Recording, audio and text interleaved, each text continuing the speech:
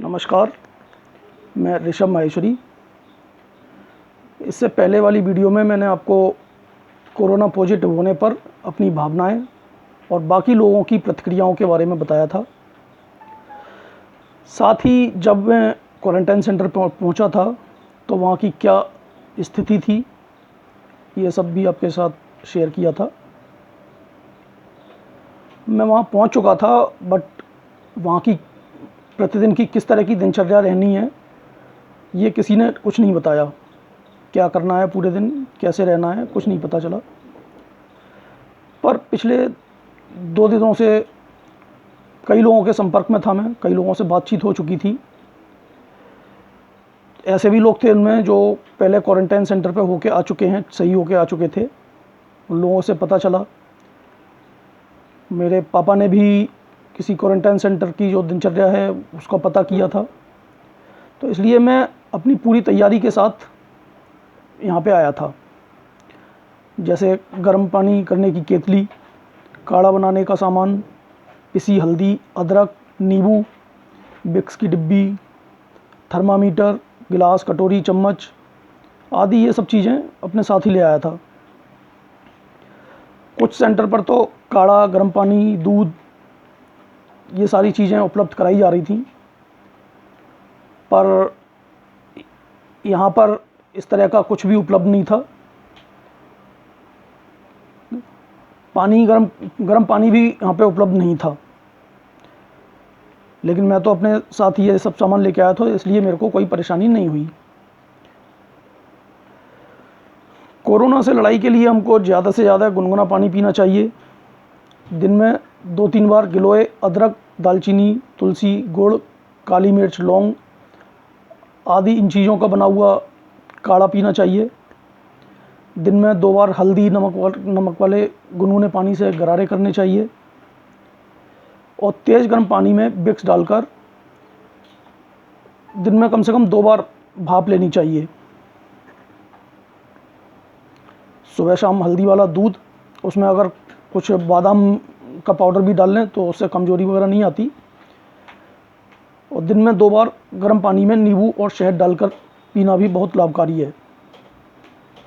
साथ में दिन में 2 ग्रीन टी हो तो और भी अच्छा है। ये सारी चीज़ें मैं प्रतिदिन समयानुसार लेता रहता था। इन सब के साथ ज़रूरी था कि हम खुद को खुश रखें, आशान्वित रखें। जिस तरह हम कोरोना पॉजिटिव हैं, उसी तरह ठीक होने के लिए भी हमें हमेशा पॉजिटिव रहना था। मैं प्रतिदिन घर पर वीडियो कॉल करके अपनी सेहत के बारे में बताता रहता था, दिखाता रहता था, जिससे कि उनकी भी हिम्मत, परिवार में सभी की हिम्मत बनी रहे, सब खुश रहें, कोई दिक्कत परेशानी महसूस ना करें, उनको ये ना लगे कि मैं कितने कष्ट में हूँ। हालांकि इस सेंटर पर सब L1 सिम्टोमेटिक थे, मतलब किसी को बहुत ज़्यादा प्रॉब्लम नहीं थी। जिनमें कोई सिम्टम नहीं थे, इस तरह के ही पेशेंट ज़्यादा थे यहाँ पे। पर इनमें भी कुछ लोग जो थे वो हिम्मत तोड़ने जैसी बातें करते थे कि आपकी हिम्मत टूट जाएगी, ऐसी इस तरह की वो बोलते थे। तो मेरी कोशिश रहती थी कि उन लोगों की बातों से कमज़ोर ना पड़ूं और उसके साथ साथ उन लोगों की हिम्मत भी बढ़ाने की कोशिश करता था कि वो लोग भी अपनी हिम्मत ना तोड़ें। उनको भी ठीक होना है, वो अगर पॉजिटिव रहेंगे तो वो भी जल्दी ठीक होंगे। मेरी दिनचर्या केवल खाने पीने तक ही सीमित नहीं थी। ये नहीं था केवल खाने पीने की ही सारी चीज़ें मैं लेता रहता था,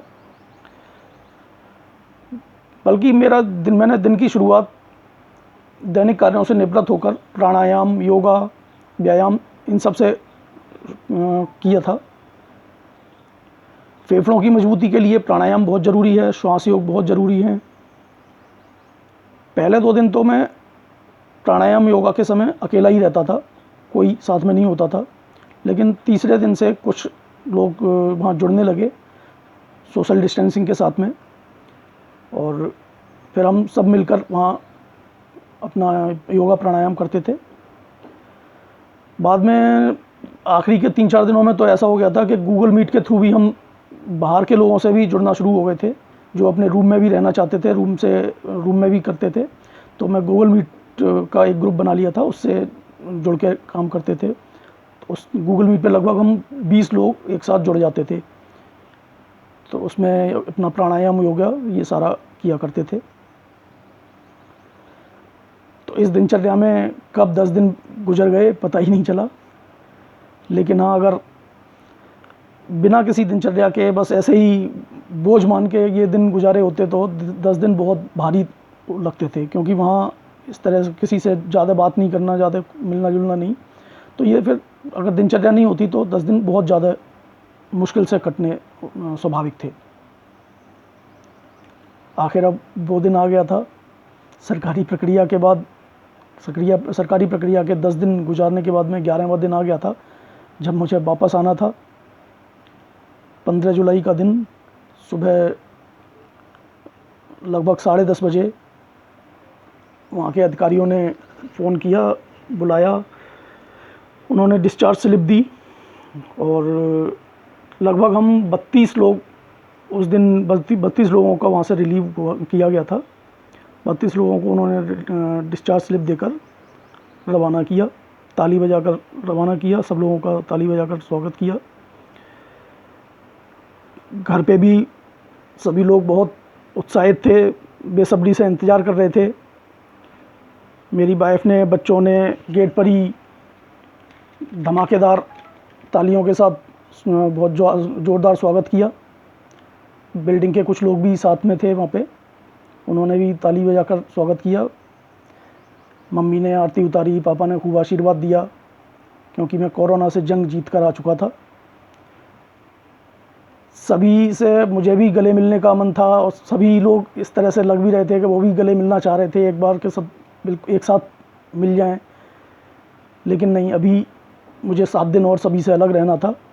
सभी ने बहुत कंट्रोल किया, मैंने भी बहुत कंट्रोल किया, घर वालों ने भी, बच्चों ने भी, सभी ने बहुत कंट्रोल किया, क्योंकि अभी 7 दिन, 5 से 7 दिन का समय बोलते हैं कि और अलग ही रहना है। मैं अभी भी क्वारंटाइन में ही हूँ, अपने अलग रूम में ही हूँ। बस 2 दिन का इंतज़ार है, 2 दिन और, बाकी फिर अपनी नॉर्मल लाइफ शुरू। जंग जीत चुका हूँ, पर अपनों की सुरक्षा की जिम्मेदारी मेरी थी, इसलिए ये अलग रहना भी ज़रूरी है। जब तक उठेंगे नहीं तो चलेंगे कैसे? जब तक लड़ेंगे नहीं तो जीतेंगे कैसे? जीत निश्चित है हमारी, बस हर ठोकर के बाद मजबूती से फिर खड़ा होना है और आगे बढ़ते जाना है, आगे बढ़ते जाना है। जय हिंद, जय भारत। बहुत बहुत धन्यवाद। नमस्कार।